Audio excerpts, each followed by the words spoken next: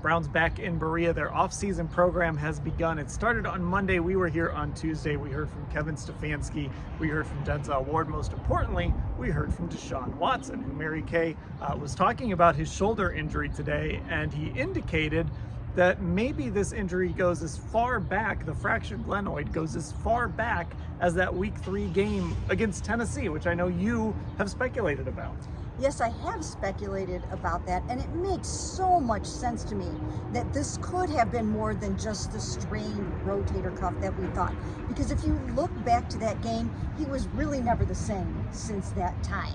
Remember, he missed a couple of games, couldn't play against Baltimore, went out there in Indianapolis, tried to throw and couldn't do it, and then he rests for a couple of weeks, comes back, and his surgeon was amazed that he got through the Cardinals game and the Ravens game. So I think what this tells us is that he probably had more going on in that shoulder, possibly even the fracture, since Week 3. I think it's significant. And Ashley, when we talk about sort of that timeline and everything we watched from when he showed up at that practice and that week he didn't throw, didn't go against Baltimore, all the way through to when his season just abruptly ended when no one expected it to happen, it would make sense if it did happen in that Tennessee game. It would, and I do think it's just so bizarre that we're still talking about this injury like this, because it feels like we're back during that about a month-long period that when we were living in it felt like 6 months. There was the new uncertainty every day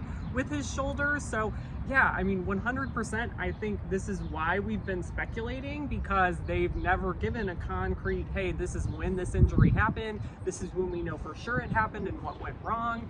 And I think it just makes more and more sense the more he talked about it today. Now something else today, Mary Kay, is, he mentioned the program that they put together with multiple people involved in this, including people from the team, people from his own team, and kind of walked through that process, but really didn't offer much of a firm timeline. Now, when you guys talked to him at his Lefty's Cheesesteak opening a couple weeks ago, he did mention that he would be ready for Week 1, but today he didn't really offer much of a timeline as far as when he could start throwing, when he could be 100%, all of those things. What did you take away from that? Well, my takeaway is I still 100% firmly believe that he thinks and the Browns think that he will be ready for Week 1. I don't think that has changed.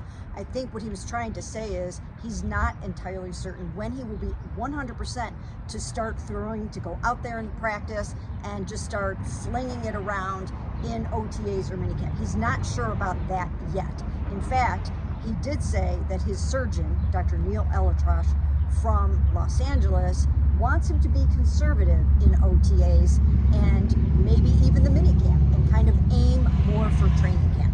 So we'll kind of have to see how that goes, but I think there was a little bit of a misinterpretation on the part of some people that, oh, now he doesn't know if he'll be ready for the start of the season. That's not the case. Yeah, Ashley, that was really kind of the thing that he touched on a couple times, is he's got to sort of hold himself back a little bit and understand that it doesn't matter what happens in the spring. You've got to be ready for camp, and more importantly, for the season. Yeah, and he talked a lot today and brought up the fact, something we've been talking about, there aren't a lot of football players who have suffered this injury. He talked about relying on talking to a lot of baseball players, Major League Baseball players who have had this similar injury, who are going through this similar injury right now.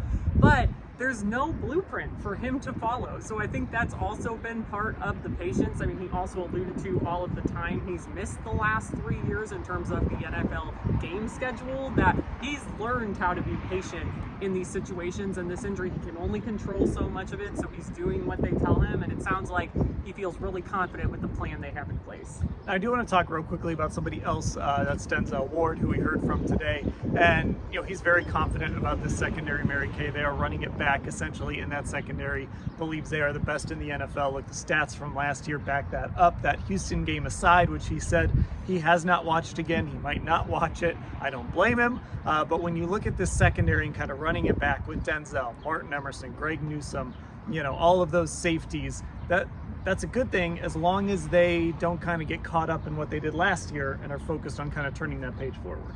I think so. I really think that they love their cornerbacks here. They love their safeties. We know how Andrew Berry feels about the secondary players, especially those cornerbacks, and they love the fact that they've got 3 guys that are bona fide starters you also had a chance to catch up with Greg Newsome today, talk to him about some of those rumors that go on all the time about whether or not he's going to get traded. But I think Denzel made it very clear today, you've got to keep us together. We've got a great thing going back here, and I think they will. Yeah, and Ashley, I know you're going to write a little bit about what Denzel had to say, and I do think it was interesting that he did mention, and I think you asked him about this too, like, yes, last year was great, but you can't just think this year is going to be a continuation of last year. Yeah, I do think that's all of us have expressed some concern for defensively this offseason. There hasn't been that major new addition, and we know the quarterbacks coming to face this team this year. It's a much tougher slate. I know Denzel Ward said he hasn't started thinking about that quite yet. He